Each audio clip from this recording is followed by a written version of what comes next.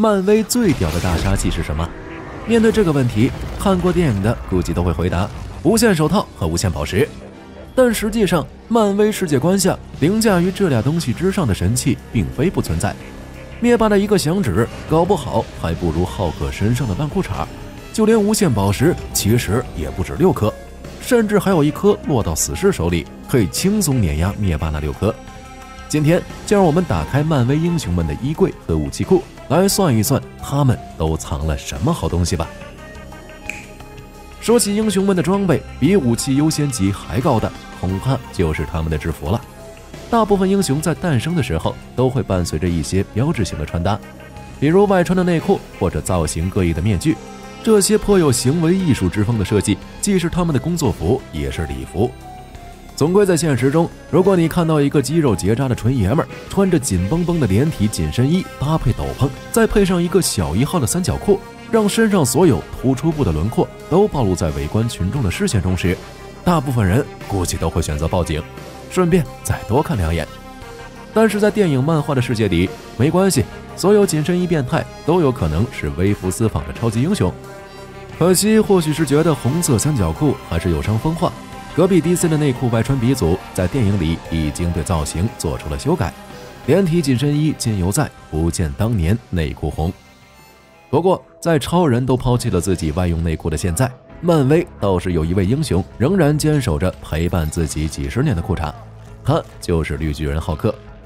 作为一个防具或者说服装，首先浩克的裤衩在强度上是绝对合格的，它拥有良好的弹性，可以撑过布鲁斯班纳变身浩克时的剧烈性变。作为变身后身上唯一能幸存的衣服，这条裤衩简直就是浩克的第2层皮肤。同时它的物理强度也非常喜人，经受一大堆来路五花八门的炮火洗礼以及各种各样的极端环境，依然非常坚挺地保护着浩克作为一个男人相对最脆弱的部分，或许还轻薄透气无异味。但是以浩克的条件来说，他真的需要一件屌炸天的防护服吗？答案显然是不需要。那么这条裤衩既然存在，肯定还身负了其他什么使命。就好像超级赛亚人无论战斗多么毁天灭地，裤子最起码是内裤，一般不会轻易受到损伤一样。浩克这条伸缩自如、堪比神奇先生的裤衩，某种意义上守护的也并不是这个皮肤比装甲车还抗揍的变异绿皮人，或者悬挂在他2腿中间那个让黑寡妇都馋哭了的小绿人。应该没人怀疑裸奔状态下的浩克其肉体强度可以用骨尖硬直一发 RPG 还毫发无伤。真正需要这条弹性让人惊叹、强度让人落泪的裤衩保护的，可能是布鲁斯班纳博士的尊严与脸面，以及漫威电影过审的希望。前者的效果还有待商榷，毕竟布鲁斯班纳本人就算有这条裤衩遮丑，最后还是没少在荧幕上裸奔。但第2项使命，这条裤衩显然完成得非常好，它可以说是我们能在电影院看到复仇者联盟的最后防线。一旦这条裤衩没有扛住来自生活的重负，在某次剧烈运动中因为积劳成疾被撕裂成2半，到时候一直被裤衩呵护在温暖黑暗中的小浩克就会重见天日。如果真有这一天，那恐怕这一系列电影的评级就要从 PC 13级一路狂飙到 NC 17级。任你超级英雄的战衣神器再厉害，真成了这样，恐怕也只能在某 P 字开头的黄黑色网站见了。所以绿巨人的裤衩其实是一把双刃剑，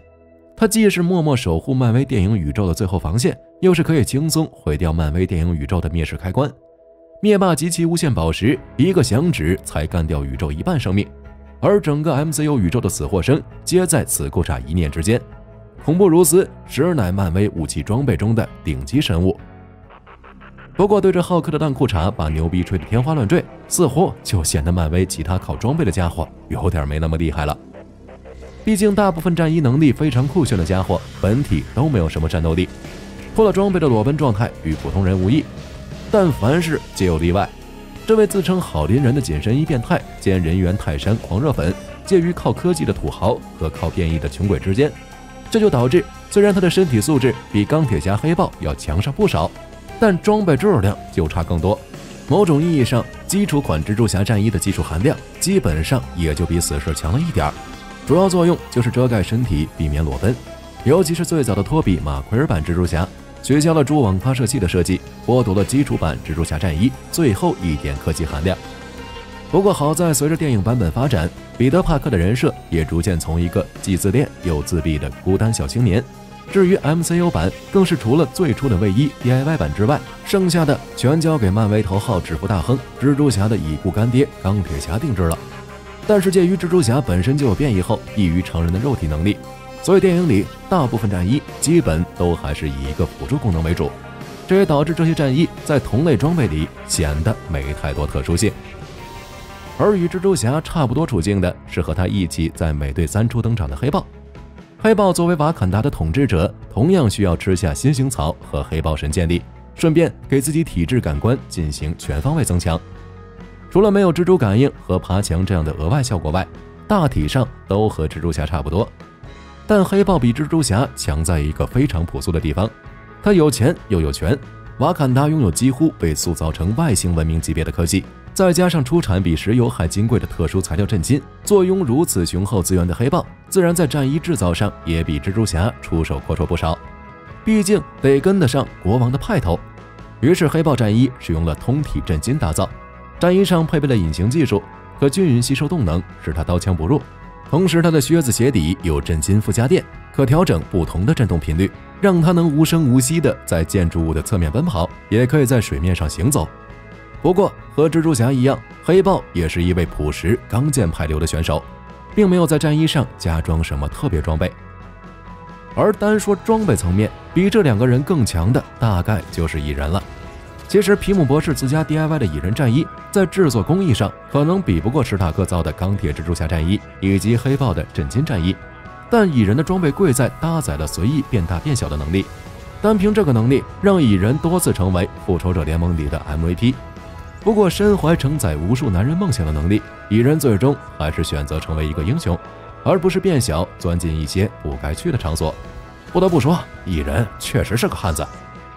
至于依靠战衣加持的超能力人士中，最强战衣的拥有者是谁？这点估计大家心里也都有答案了。没错，就是钢铁侠。钢铁侠战衣比以上这几位强的最重要一点其实是数量。如果打开托尼·史塔克的衣柜，估计里头的战衣数量要比他的衣服还多。整个钢铁侠3自闭阶段的托尼，唯一的爱好就是闷在车间里造战衣。结果他的战衣不光数量暴涨，功能也是五花八门，囊括了上天入地下海，从工地老哥到承重机等一大堆乱七八糟的功能。这种万能性才是钢铁侠战衣最强大的地方。再加上后来托尼解锁了纳米技术，到了复仇者联盟4时，钢铁侠已经足以正面和灭霸互殴，在不靠变异不靠超能，纯凭技术的英雄中做到这个程度已经是相当不容易了。在搞定了一身足够抢眼的行头之后，就算实现超级英雄入门了。但作为一种危险系数相当高的职业，我们一般不建议超级英雄徒手上阵。当然，除非是浩克那样的魔鬼肌肉人，或者可以从身体的一些不可描述部位发射一些不可描述的技能。总归大部分英雄还是会选择搞一把趁手的武器，作为日常防身防盗打架斗殴。同时，大部分超级英雄还需要考虑另一个问题，那就是颜值。如果不酷的话，3次元人是不会为了他们这些2次元纸片人掏钱的。这种情况下，冷兵器往往要比热兵器受欢迎。想象一下，当其他同行举起巨斧、大锤、神剑，像神话里的英雄一般登场时，你手中紧紧握着2把沙漠之鹰时，是不是感觉逊毙了？估计也只有死侍能忍住这种尴尬了。那既然提到了死侍，就不得不提一下全漫威门槛最低的冷兵器——物理学动力混凝土颅骨粉碎器。或许这个名字逼格过高，大部分人听了以后都反应不过来，这到底是哪尊大神？为了便于理解，它还有一个比较接地气的名字，叫死侍的板砖。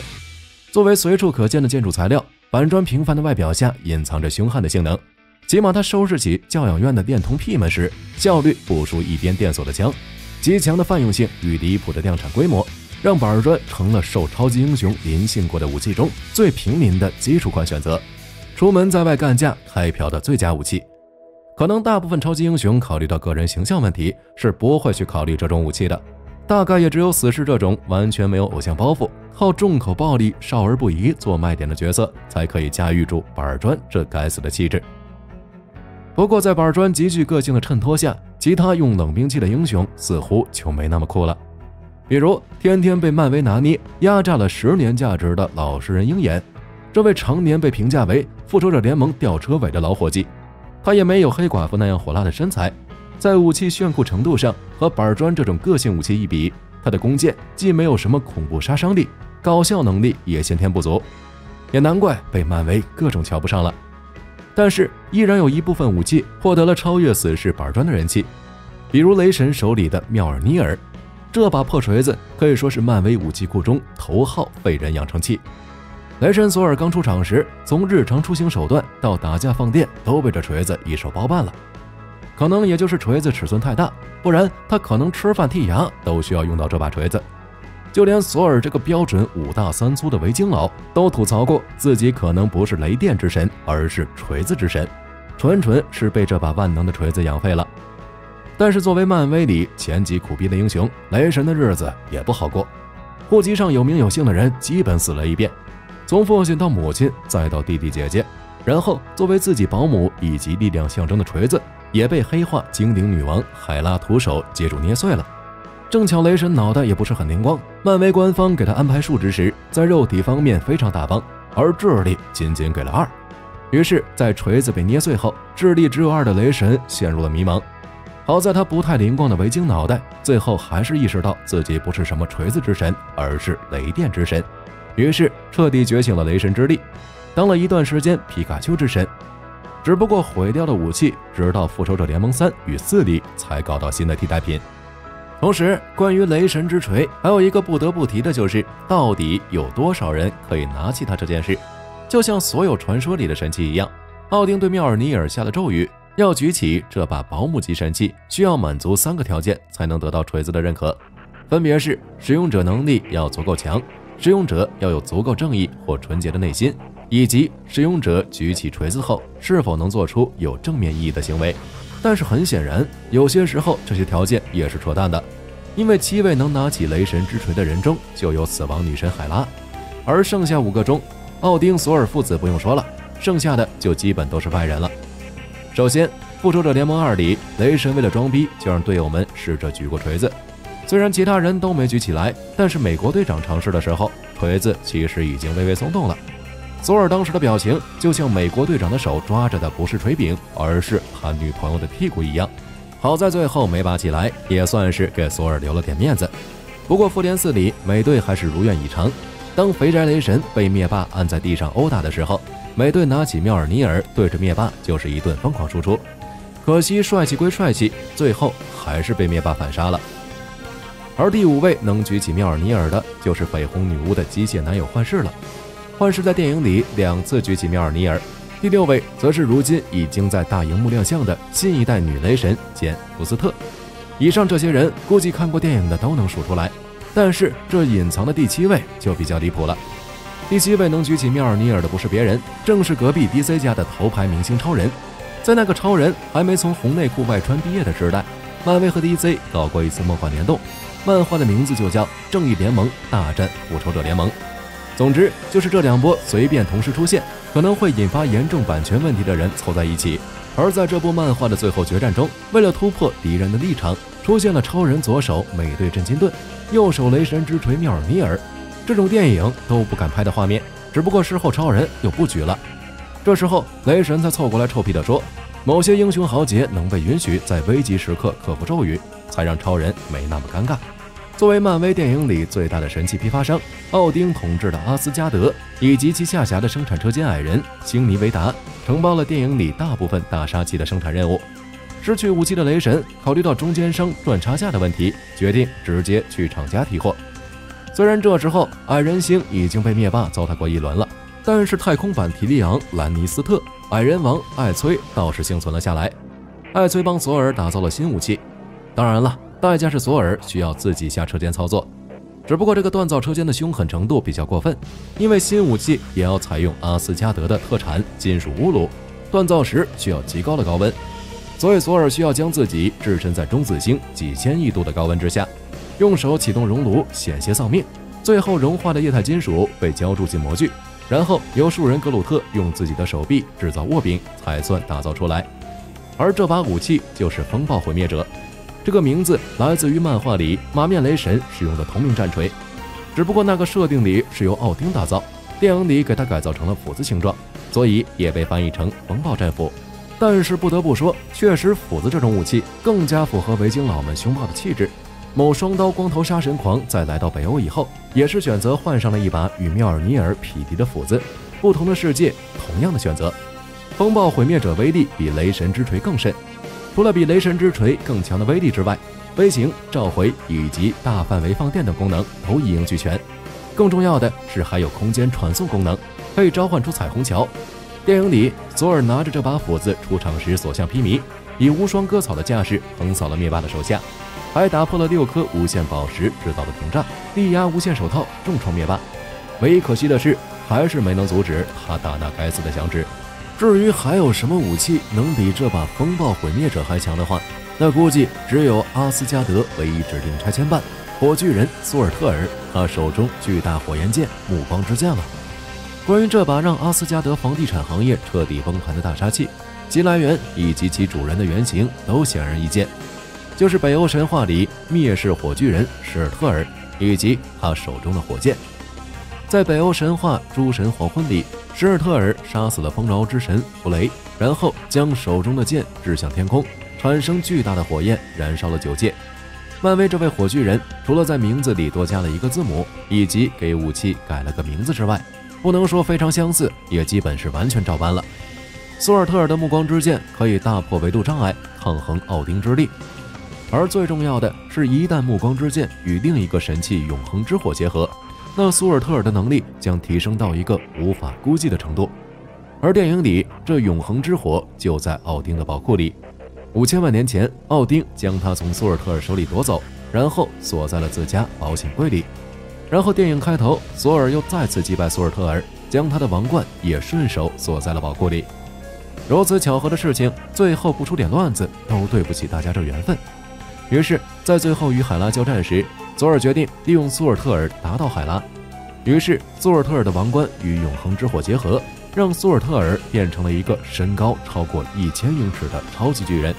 海拉的输出在他面前基本都是挠痒痒。然后他引发诸神黄昏，用暮光之剑一剑插爆阿斯加德，履行了自己作为阿斯加德拆迁办的首要任务。这种能插爆星球的神剑，在漫威电影里也基本是仅此一家了。除了这一大堆武器装备，各路神器法器以及说不清道不明的神秘道具，也一直是人人眼馋的东西。各路英雄和反派们就像 RPG 游戏里抢任务道具的玩家一样，为了他们打个头破血流。而漫威电影里出现的第一个可以说是故事主轴的神器，就是宇宙魔方。说实话，宇宙魔方本身其实也没有特别强，它仅仅是时间宝石的容器，拥有着空间之力，可以打开空间之门，传送大量武器资源到任何地方。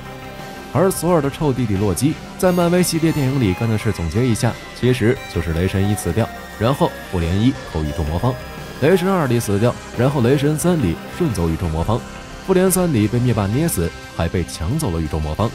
这次理论上算是死透了，但是可能是洛基不允许这个世界上有除了他以外的人摸到宇宙魔方，于是在复联4里换了条时间线，又偷了一次宇宙魔方。不过这种只是拿来开传送门的东西，说是神器，其实也有点牵强。那么有没有什么破坏力巨大的东西呢？答案是在奥丁的收藏柜里应有尽有，比如封印着芬布尔之冬的便携式冰箱。远古东关原本是冰霜巨人一代所代代相传的神物，也是冰之国度约顿海姆常年来得以繁荣的能量来源。冰霜巨人一族在滕斯堡大战败给阿斯加德人后，远古东关便被阿斯加德人夺走，并成为奥丁宝库中收藏的战利品。电影里这玩意儿是一口方形，散发着蓝色光芒的盒子，其中孕育的冰之力在漫画里足以让一个地区进入冰河期，甚至黑暗精灵曾利用过这玩意儿把整个阿斯加德冰封，其力量一路影响到赫尔海姆，甚至连冰巨人都被冻得失去了自己的能力，绝对是炎热夏季消暑的头号神器。电影里洛基就用它让海姆达尔体验了一次透心凉的感觉。然后接下来就该是灭霸最爱的小玩具无限手套和无限宝石了。就像上面我们说的一样，尼达维这个太空矮人星球承包了 MUC 大量神器的铸造工作，而发誓要搞到全部无限宝石的灭霸，自然也慕名而来，下了个大订单。只不过事成以后，无良买家灭霸表示拒不付款，杀了300多个矮人之后跑路了。灭霸的无限手套本身由于是私人定制产品，所以其实相当挑人，没到灭霸和浩克这个体型的打手根本使用不了，更不用说带上打响指了。无限手套本身的能力也并非用于战斗，而是更偏向辅助。它的作用主要是引出镶嵌于其上的无限宝石的能力，并且不一定非要集齐全部，单个宝石的力量就足以在战斗中起到决定性作用。而当6颗宝石集齐时，就是著名的响指时间了。关于响指的效果和6颗无限宝石的能力，看过电影的估计都印象深刻。不过关于这套满级神装，还有个比较离谱的故事。在上面提到的正义联盟 vs 复仇者联盟里，不光正派英雄们实现了梦幻联动，反派这边也差不多热闹。而混乱之中，灭霸的原型 DC 反派达克赛德搞到了无限手套，漫威这边的人见了直吐槽，这家伙看起来比灭霸还邪恶。只不过后来达克赛德发现无限手套和无限宝石在这边都起不了作用，于是只能放弃了用这东西搞点大动静的想法。但是自古以来4天王有5个人都是常识，无限宝石中强度最为离谱的其实也不在这6颗宝石之列。这梦幻般的第7颗无限宝石就是死侍在漫画里曾经搞到手的救急神物剧情连续性宝石。只要拥有它，只需要浅浅的开下脑洞，就可以通过回溯连续性改写漫威漫画的历史，就连编剧们都要在它无穷的力量面前颤栗。俗话说搞笑角色永远最强，不是没有道理。这么一比，其他无限宝石简直弱爆了。毕竟这颗剧情连续性宝石可是直接干涉到了3次元，让编剧们都馋得不行。除了这个玩梗性质的第7号宝石之外，在漫威终极宇宙系列里还有一颗金色的自我宝石，这枚宝石中包含着复仇女神涅莫西斯的自我意志。不过这颗宝石最后被击毁了，只不过由于终极宇宙也属于编外作品，所以并不影响主系列。当然了，这2个相比，我觉得还是剧情连续性宝石更离谱一些。如果说有什么比以上这些还屌的话，那就不得不请出灭霸的亲爹吉姆·斯大林了。这位漫画家充分体现了什么叫父爱如山。他笔下的灭霸在亲爹之力的加持下，真正意义上做到了睥睨漫威一切存在，立于一众漫威作品之巅。这份放飞自我的王霸之力之凶悍，甚至让漫威最终决定将这漫画归类为番外篇，不被漫威主线剧情接受。而漫画中作为吉姆·斯大林父爱载体的就是传说中的宇宙之心以及现实控制器2件神器。其实宇宙之心简单来说就是漫威至高存在 OAA 的力量碎片。灭霸直接承认宇宙之心拥有凌驾于宇宙魔方以及无限宝石之上的力量，